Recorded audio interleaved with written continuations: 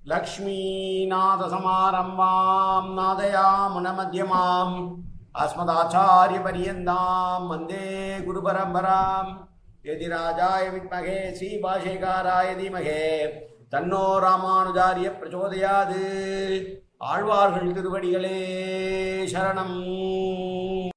எம்பெருமானார் திருவடிகளே சரணம். ஜீயர் திருவடிகளே சரணம்.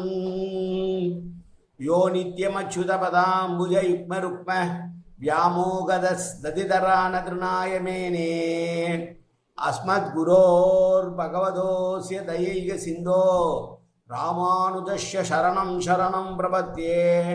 நீரார் கடலும் நிலமும் முழுதுண்டு ஏலார் ஆலம் இளந்தலில் மேல் துயிலெந்தாய் சீரார் திருவேங்கடமாமலை மேய ஆறாமுதே அடியேர் கருளாயே.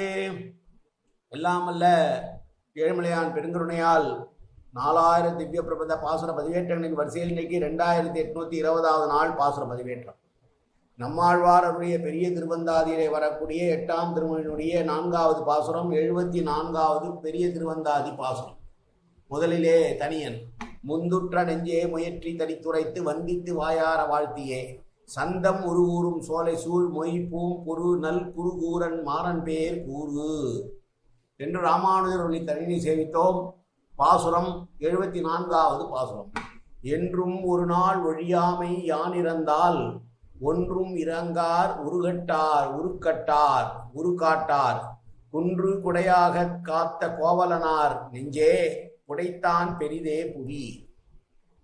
ஒரு நாளும் தப்பாமல் என்றைக்கும் நித்தமும் அடியேன் பிரார்த்தித்துக் கொண்டிருக்கிறேன்.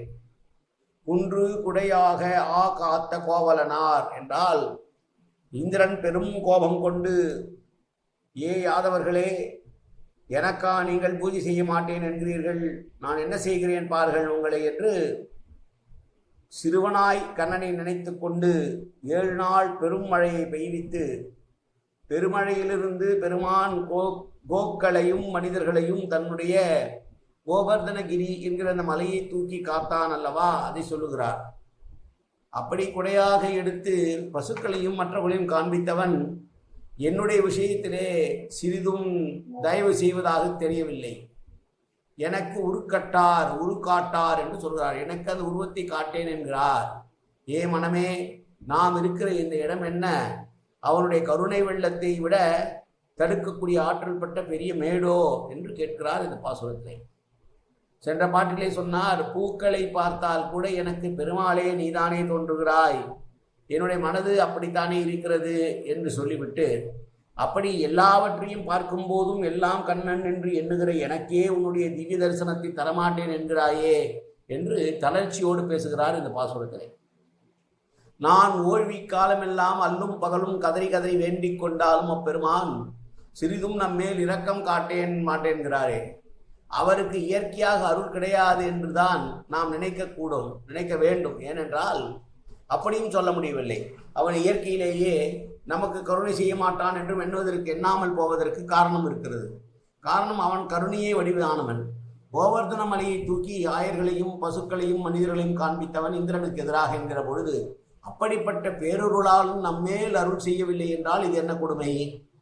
நெஞ்சே புடைதான் பெரிதே புவை என்றால் இந்த வாக்கியத்தினுடைய ஆழமான பொருளை பெரியவாச்சான் பிள்ளையுடைய வாக்கியத்திலே பார்க்க வேண்டும். அவருக்கு நீர்மை இல்லை என்னை போகாதிரே, அவர் நீர்மை ஏறி பாயாதோரிடம் தேடி எங்கே கிடந்தோம் என்று வியாக்கியான ஸ்ரீசுக்தி என்று பெரியவர்கள் சொல்லுவார்கள். மேடான இடத்தை புடை என்று சொல்லுவது வழக்கம். புடைத்து கொண்டிருக்கிறது என்று சொன்னால் மேடான இடம் கூட சொல்லுவோம். நம்ம கை காலில் எங்கேயாவது வீங்கி இருந்தால் புடைச்சு போயிருக்கேன்னு சொல்லுவாங்க. புடை என்றால் மேடான இடம். அப்படி கருணையே வெள்ளமாக, கருணை என்கிற வெள்ளத்தை கொண்டவனான பெருமாளுடைய வெள்ளம் போல கருணை பாய்ந்தால் கூட நம் மீது வரவில்லை என்றால் அதை விட மேடான இடத்திலே நாம் இருக்கிறோமோ, அந்த கருணை வெள்ளம் கூட ஏறி பாய முடியாத இடத்திலே நாம் இருக்கிறோமோ என்று கேட்கிறார் பாசுரத்திலே. இதை மற்றொரு விதமாகவும் பொருள் கொள்ள முடியுமா? புடை பெரிது என்றால் விசாலமானது என்று பிரசித்தமாக சொல்லுவது. விசாலமானவதை புடை பெரிது என்று சொல்வது. அப்படி என்றால் இந்த விசாலமான பூமியிலே அவனுடைய கருணை வெள்ளம் பாய முடியாத ஏதோ ஒரு மூலையிலே நாம் கிடக்கிறோம் என்று நினைத்து, அதனால் அல்லவா அவனுடைய கருணை நம் மீது வரவில்லை, எனக்கு அவனுடைய தரிசனம் கிடைக்கவில்லை என்று பேசுகிறார் தளர்ச்சியோடு ஆழ்வார் இந்த பாசுரத்திலே. கோவர்தனகிரியையே தூக்கி காத்த உனக்கு எனக்கு காட்சி கொடுப்பது என்ன பெரிய விஷயமா என்று எண்ணி பேசுகிறார் ஆழ்வார் இந்த பாசுரத்தை. மீண்டும் பாசுரத்தை அனுபவிப்போம். என்றும் ஒரு நாள் ஒழியாமை யான் இறந்தால் ஒன்றும் இறங்கார் உருக்காட்டார் குன்று குடையாக காத்த கோவலனார் நெஞ்சே குடைதான் பெரிதே புவி. நன்றி. காயேன வாசா மனசேந்திரிர்வா உத்யாப்தனாவா பிரகதேசவாவாது கரோமி எத்தது சகலம் பரஸ்மை ஸ்ரீமன் நாராயணாயை சமர்ப்பயாமி. உடலாலும் உள்ளத்தாலும் வாக்காலும் சகலவிதமான பாவங்களும் தோஷங்களும் நிறைந்ததாக உலகத்து இயல்பு இருந்த போதிலும் அடியேன் செய்கிற நல்வினையோ தீவினையோ அத்தனையும் உன்னுடைய கமலமலர் பாதங்களில் சமர்ப்பிக்கிறேன் கண்ணா. காத்தொள்வாய் கண்ணா, ஏற்றுக்கொள்வாய் கண்ணா. எப்போதும் உன் திருநாமம் கண்ணா கண்ணா கண்ணா என்று என் நாவில் வருவதற்கு அருள் புரிவாய் கண்ணா. சர்வத்திர கோவிந்தநாம சங்கீர்த்தனம். கோவிந்தா கோவிந்தா கோவிந்தா கோவிந்தா கோவிந்தா கோவிந்தா கோவிந்தா கோவிந்தா கோவிந்தா.